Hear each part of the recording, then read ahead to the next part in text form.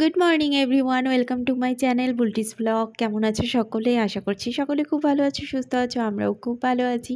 তো আজকে হচ্ছে রবিবার, আর রবিবার সকালবেলায় আজকে ঘরটরগুলো আগে পরিষ্কার করে নিচ্ছি। নয়তো কী হয় বলো তো, রবিবার দিন যদি আমি আগেই রান্নাঘরে ঢুকে যাই রান্নার কাজে, তাহলে কিন্তু এই যে ঘরটরগুলো গোছানো না আমার ভীষণ চাপ হয়ে যায়, অনেকটা দেরি হয়ে যায় জানো তো। তাই আজকে ভাবলাম যে আজকে সকালবেলায় স্নান করব না, আগে বাসি জামা কাপড়গুলো ছেড়ে নিয়ে তারপরে যাব আমি রান্নাঘরে।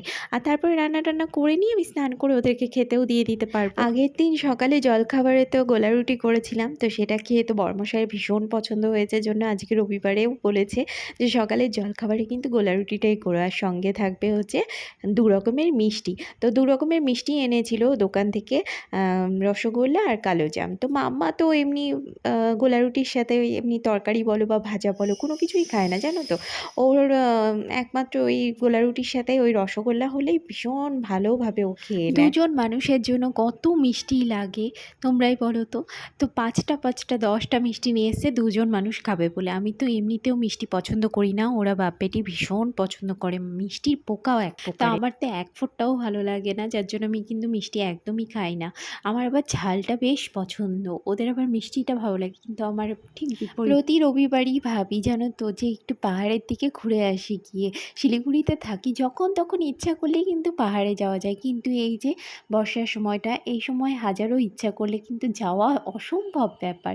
কেননা প্রায় প্রতিদিনই কিন্তু বৃষ্টি হয়েই চলেছে। কি করে যাব বলো? আজকেও আশা করেছিলাম যে আজকে সকালের দিকে বেরিয়ে যাব, একবারে আসবো বিকালের দিকে, কিন্তু তার হলো না জানো তো। মানে ঝিরিঝিরি বৃষ্টি হয়েই চলেছে, আর এইরকম অবস্থাতে না পাহাড়ে যাওয়াটাও মানে ভীষণ রিস্কের ব্যাপার হয়ে যায়, যখন তখন ধস নামার ভয় থাকে। তো যাই হোক, এই যে বেগুন আর আলু ভাজা করেছিলাম বুবাইয়ের জন্য, তো এই যে খাবারও দিয়ে দিলাম। সকালের টিফিন সেরে তারপরে বুবাই চলে গেছে বুবাইয়ের কাজে, আর আমি ব্যস্ত হয়ে পড়েছি আমার রান্না বান্নার কাজে। তো আজকে কিন্তু রবিবার, আজকে মাংস আনেনি, আজকে এনেছে হচ্ছে রুই মাছ। সেটাই ভাজা করতে বসিয়েছি এখানে, এই যে ভাজা হচ্ছে। আর সেই ফাঁকে আমি ভাবলাম তোমাদের সাথে একটু কথা বলে নিই। আর কী করবো বলতো, ফুলকপি দিয়ে রুই মাছের পাতলা পাতলা করে ঝোল করবো। গরমের দিন তো মাংসটা বুবাই আজকে আনলো না, বললো মাছ নিয়ে এসছি, মাছের ঝোল করো। তো আর এদিকে আছে হচ্ছে অল্প ডিমও আছে মাছের, এই যে অল্প ডিম আছে, এটার বড়া করব। আর এইদিকে আছে হচ্ছে মাছের মাথা আর অল্প তেল আছে, তো এটা পরে ভাজবো।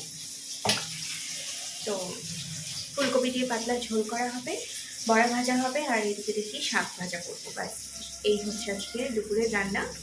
আর বিকালবেলার দিকে আজকে একটু প্রোগ্রাম আছে, যে বাইরে একটু ঘুরতে যাবো। ঘুরতে বলতে কি বলতে, মানে কিছু কেনাকাটা করার আছে, সেগুলো করতে যাব। আর ওয়েদার বুঝি, যা আকাশের অবস্থা দেখছি, মানে কী যা হবে। বিকালবেলা যদি এখন বৃষ্টি নেমে যায় তাহলে তো হয়ে গেছে, যাওয়া ক্যান্সেল। তো দেখা যাক কী হয়। মাছের তেল ভাজার সময় আমার অবস্থা দেখো, আমি এখানে কড়াই ওখানে পটপট পটপট করে ফুটছে। একটা তো খেয়েওছি হাতে, এখানে দাঁড়িয়ে আছি তবু। বাবারে বাবা, আমার ভীষণ ভয় লাগে মাছের তেল ভাজতে গেলে। তো আজকে বাজারে গিয়েছিলাম কর্মশালার সাথে, তারপরে বোনের জন্য একটা শাড়ি কিনে এনেছি ওর স্বাদ উপলক্ষে। তো কালকে ওর স্বাদ, তার জন্য শাড়িটা নেওয়া হয়েছে। তো চলো তোমাদের সাথে শেয়ার করি শাড়ি। অনেকগুলো শাড়ি দেখার পরে জানো তো ফাইনালি এই শাড়িটাই চোখে লাগলো আমাদের। তো এই শাড়িটা দেখার পরে আর কোনো কিছুই যেন আর ভালো লাগছিল না, কোনো শাড়ি যেন চোখে লাগছিল না জানো তো। মনের মতো একটা শাড়ি পেয়ে গেলে তখন আর মনে হয় না যে নেক্সট আর কিছু দেখি বা কিছু।